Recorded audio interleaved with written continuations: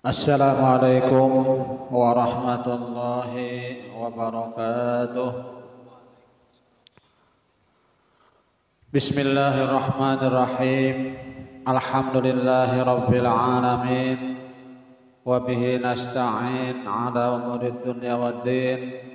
Wassalatu wassalamu ala asyrafil anbiya wal mursalin Sayyidina maulana Muhammadin wa ala alihi wa ashabihi ajma'in.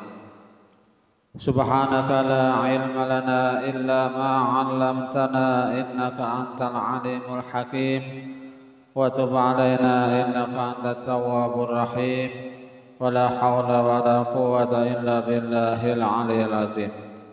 Rabbi shrah li sadri wa yassir li amri wahlul 'uqdatam min lisani yafqahu qawli, amma ba'du.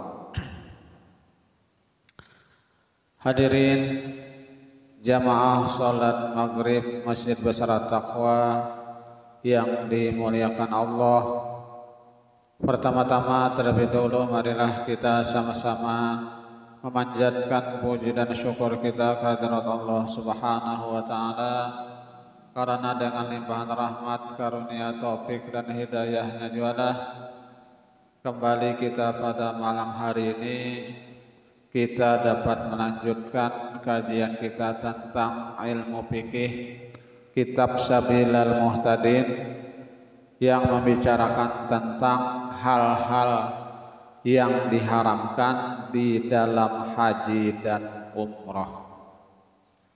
Salawat serta salam semoga pula senantiasa terlimpahkan kepada junjungan kita Nabi besar Muhammad sallallahu alaihi wasallam, pada keluarga beliau, sahabat beliau, kerabat beliau dan orang-orang yang senantiasa mengikuti jejak langkah beliau ila yaumil qiyamah.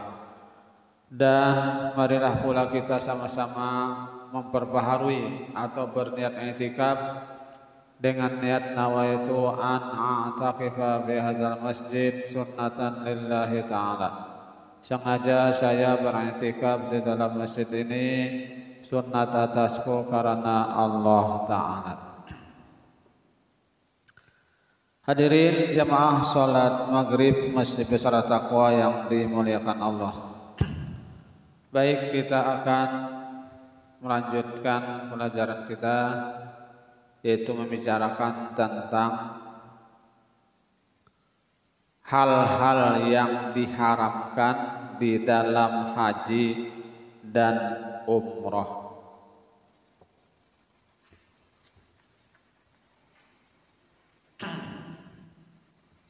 Qala al-muallif rahimahullahu ta'ala wa nafa'ana bihi wa bi'ulumihi bid-daraini amin. Boleh memakai kain yang berjahit dan bertangkup melebihi dari menutup aurat karena hajat memelihara dari kepanasan atau kedinginan. Boleh memakai kain yang berjahit dan bertangkup.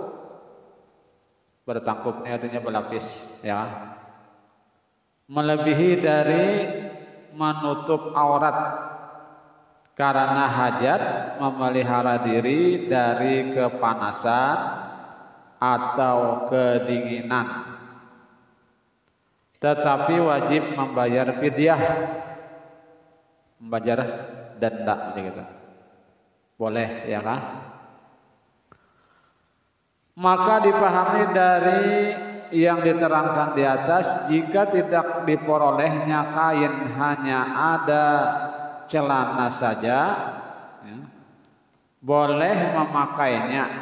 Tetapi kebolehan itu kalau didapat tambahannya yang dapat menutup aurat atau akan mengurangi harganya kalau dibelah untuk dijadikan kain, atau harganya tidak berkurang namun tidak ada kain untuk menutup auratnya selama membuka jahitannya.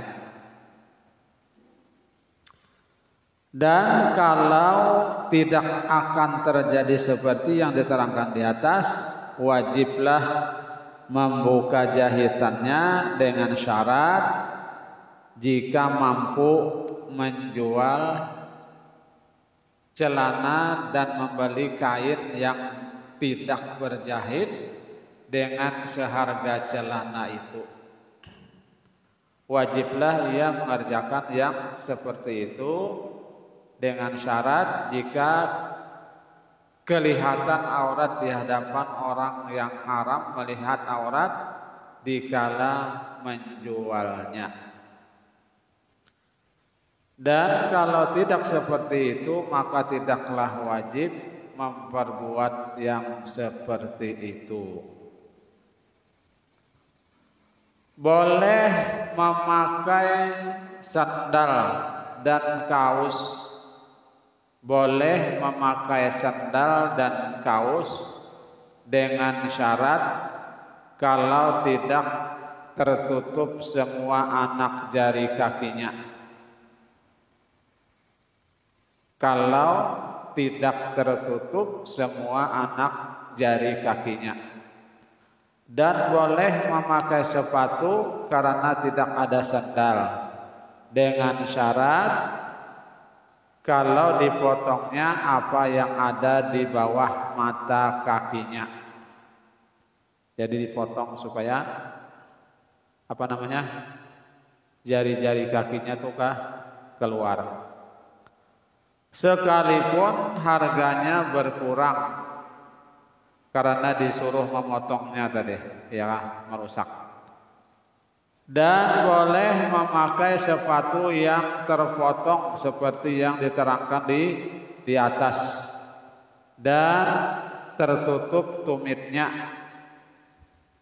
dan belakang kakinya dan seluruh jari kakinya.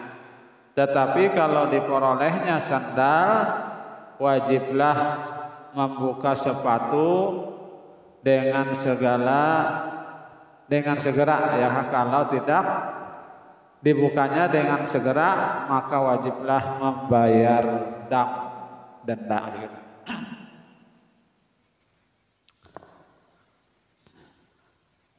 Tetapi sepatu yang terpotong menutup tumitnya dan seluruh jari kakinya boleh memakainya sekalipun ada sandal karena dikiaskan dengan sandal.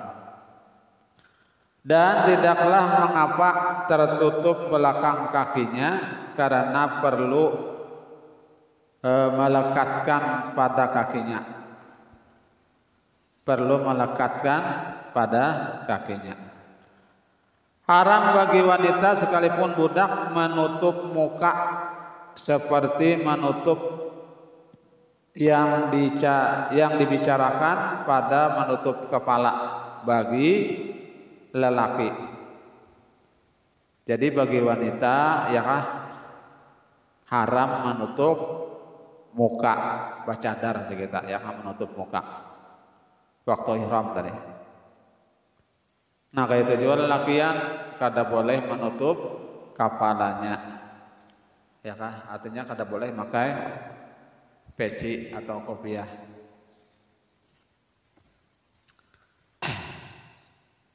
Hikmah menyuruh perempuan membuka mukanya karena kebiasaannya kebanyakan wanita menutup mukanya, maka diperintah membuka agar menyalahi adatnya pada waktu berihram, agar hatinya ingat karena adanya perbuatan adat. Dikiaskan dengan lelaki membuka kepala dan mengubah pakaiannya. Wajib bagi perempuan menutup kepala dan menutup sedikit bagian mukanya sekedar menyempurnakan tutupan kepala, baik perempuan itu merdeka maupun budak. Inilah yang dikuatkan oleh Syekh Ibnu Hajar di dalam kitab Tuhfah.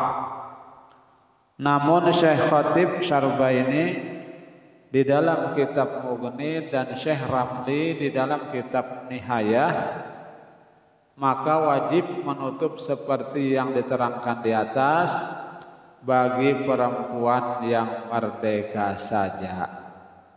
Bagi perempuan yang merdeka saja. Nah, menutup kepala tadi ya kan?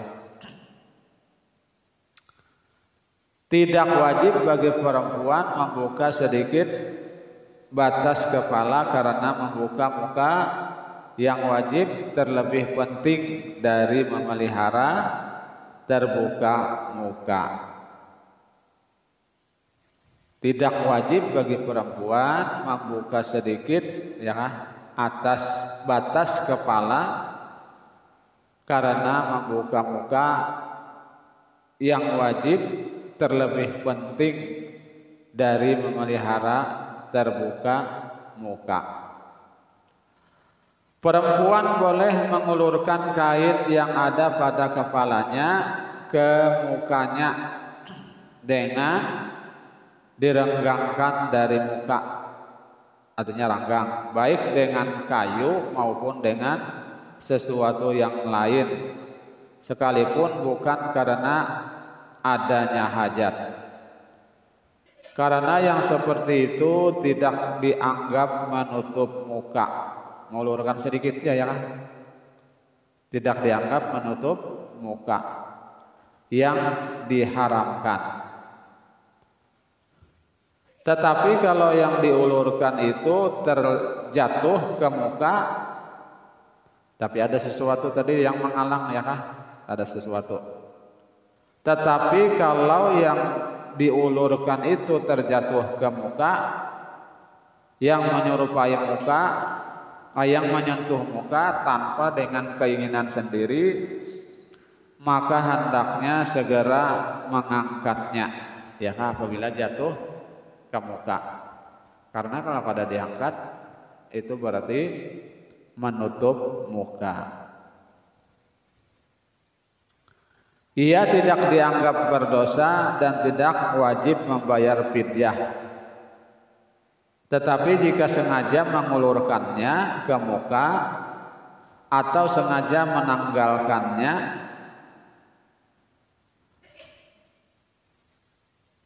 berdoa dan wajib membayar fidyah.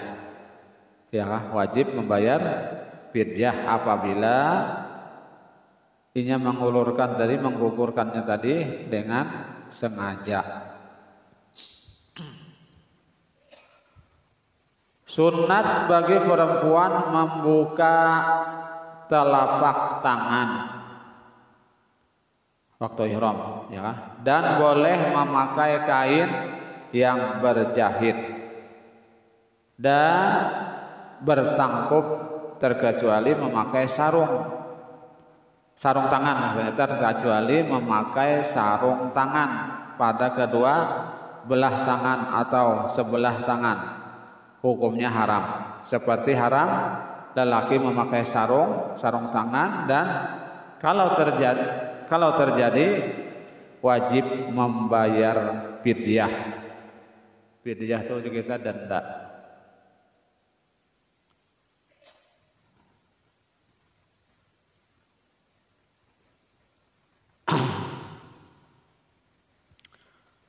Sarung tangan yang dimaksud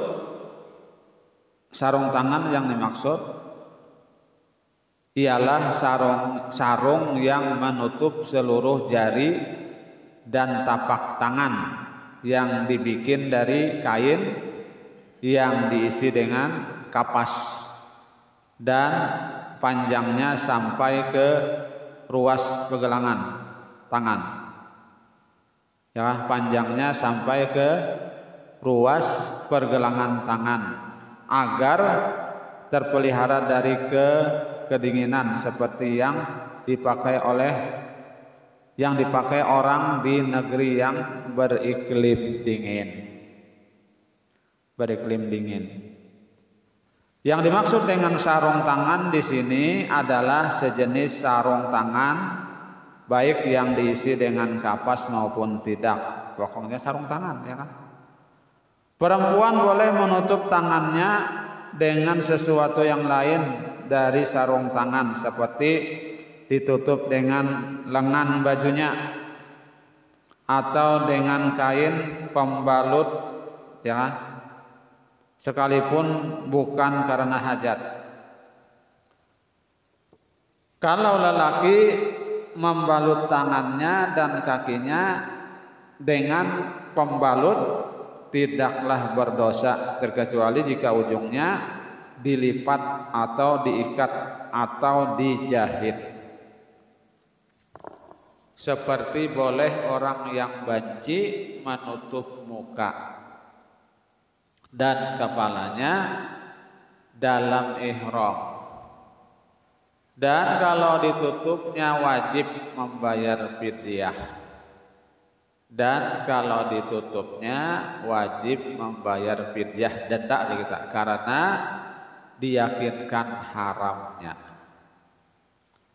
Dipahami dari sebab yang disebutkan di atas, kalau orang yang banci menutup muka dan memakai kain yang berjahit dan bertangkup dalam ihram, wajiblah membayar fidyah karena diyakini sebab yang mewajibkan fidyah, dan tidak boleh pula menutup muka dan membuka kepala, tetapi wajib membayar fidyah karena diragukan. Kalau orang yang banci menutup kepalanya tetapi kemudian ternyata bahwa dirinya lelaki, atau menutup mukanya ternyata ia perempuan, maka apakah wajib membayar fidyah karena hanya melihat kepada perbuatan itu saja, atau tidak wajib membayar fidyah karena syarat haram dan fidyah bahwa ia tahu akan haramnya pada dirinya ketika memperbuatnya, karena kedua persyaratan itu tidak ditemukan, ya, tidak ditemukan, maka akan terjadi dua kemungkinan. Menurut Syekh Ibnu Hajar dalam kitab Tuhfah, kemudian yang kedua ini yang lebih dekat. Kemudian yang kedua ini yang lebih dekat. Dua, dari yang diharamkan memperbuatnya bagi orang yang berihram ialah memakai wangi-wangian. Nah, jadi orang yang berihram itu memakai wangi-wangian, hukumnya haram, diharamkan, tidak boleh. Ya kah? Kada boleh sesudah berihram lalu memakai wangi-wangian, ya kah? Baik basyemprot, baik bab usap, itu kada boleh. Nah, terkecuali misalnya